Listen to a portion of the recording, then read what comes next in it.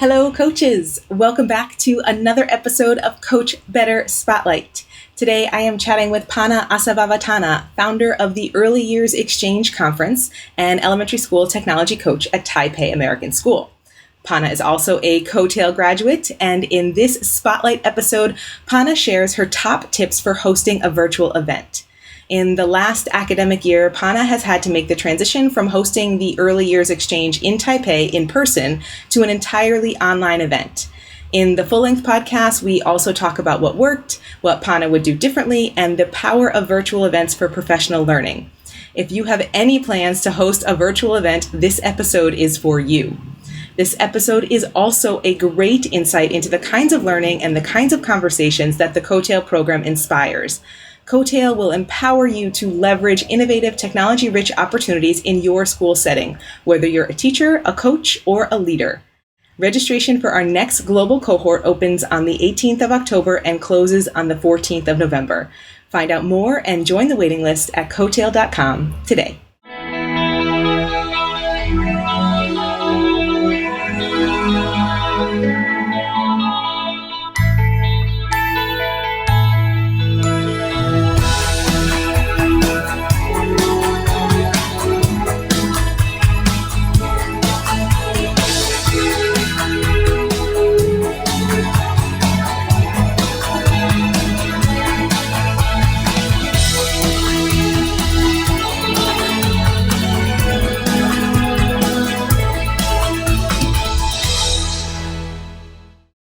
Welcome back to another episode of Coach Better, and I am super excited to be here with Pana Asavavatana, who is a tech coach at Taipei American School and the founder of the Early Years Exchange virtual conference.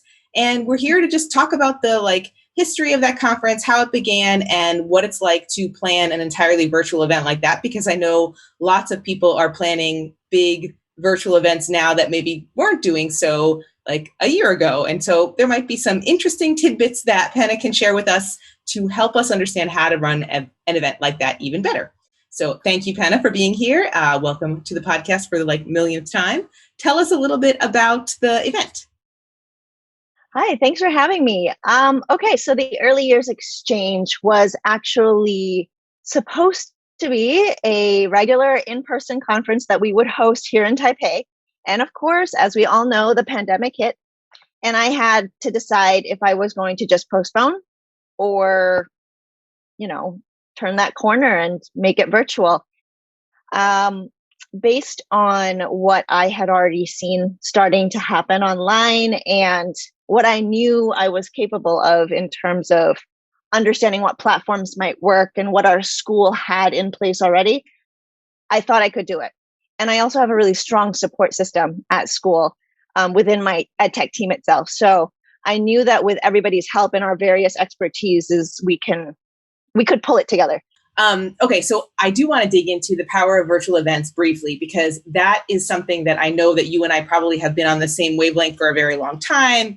You being a Coattail graduate and a tech advocate and, tech savvy, knowing that the potential of connecting with others who you might not normally ever have the opportunity to meet can outweigh so many other elements that might be barriers. That to me, when you said that, I forget exactly how you said it, but when you said that one sentence, I was like, yes, if we only take one thing away from, maybe not, this is not the only thing, but if we take one powerful thing away from our experience with COVID, it's that prioritizing opportunities to get people in a room virtually who might not normally ever have the chance to be in a room together is so powerful.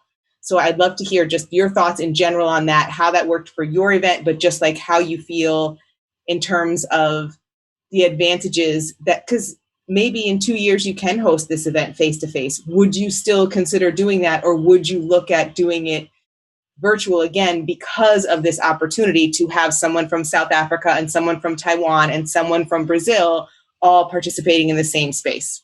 I think that's what I'm asking. I've thought about that.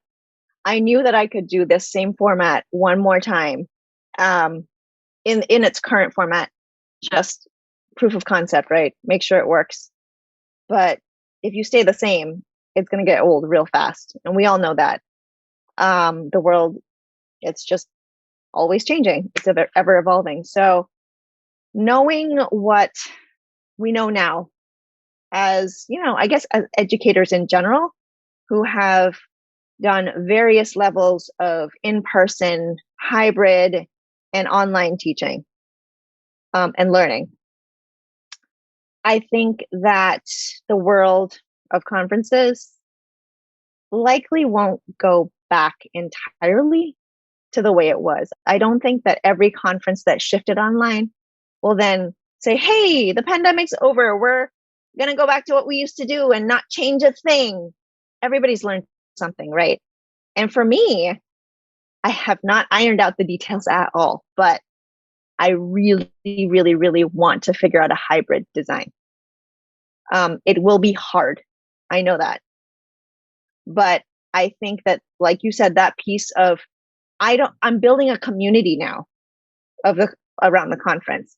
I don't want to cut off those people in Europe, those people in South Africa, in the Middle East, who would never fly here because they could not afford it themselves and their school would not fund it. I think that schools, knowing that people can do PD online this well now, aren't going to allocate as much money for people to fly off to a conference once or twice a year. It's just not going to happen because the money can be better spent.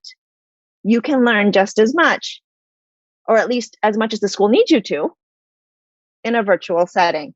So while relationships are still important, networking, building those, new friendships over coffee, I just don't see it happening as frequently. And so I want to be able to host an in-person event for those who can come, knowing that I can still offer a good chunk of it to the global community. So what that looks like, I'm ironing out, I'm jotting down possibilities, but I do not think I will go back to it's going to be in person now.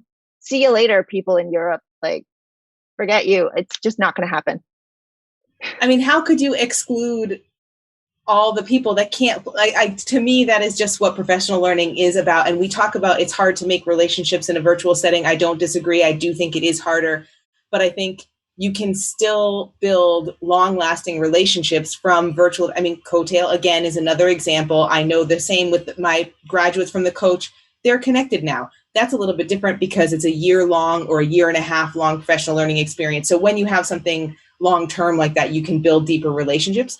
But I still think you're talking about like a year after year event, you're building a community. It doesn't mean that just because the individual event is 8 days, that there's only 8 days of connection in this community, because I'm sure you have a way for people to be connected throughout the year. And so there's that spark of the event that we all went to together, but then there's this connection we can continue building over the year until the next event.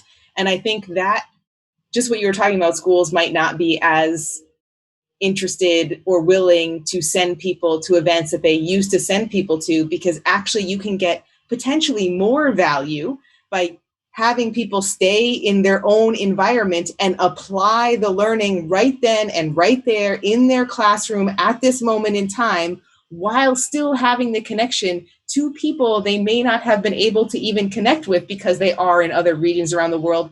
To me, the value of that outweighs dramatically being able to stand next to someone and have a coffee. And I am not an introvert. I'm an extrovert. I love standing next to people and having coffee, but I just feel like there's so many layers to that give so much more potential that is worth continuing to build and develop and investigate, like you're talking about.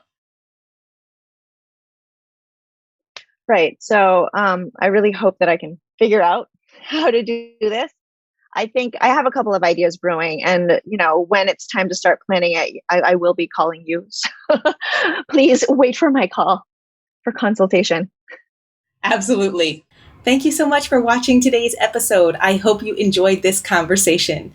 If you are ready to leverage technology to create a student-driven, innovative, and authentically connected learning environment, please join us for our next cohort of Coattail.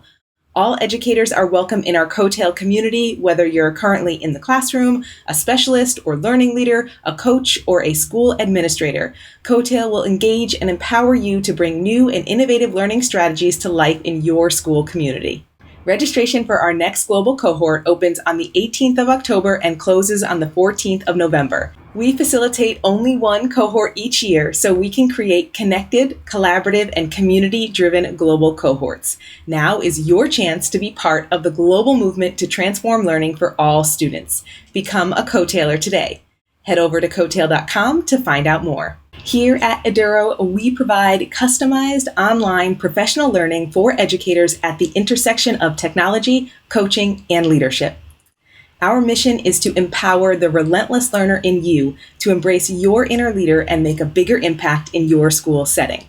Join our Coach Better Facebook group and connect with us on social media at Eduro Learning for more great resources at the intersection of technology, coaching, and leadership.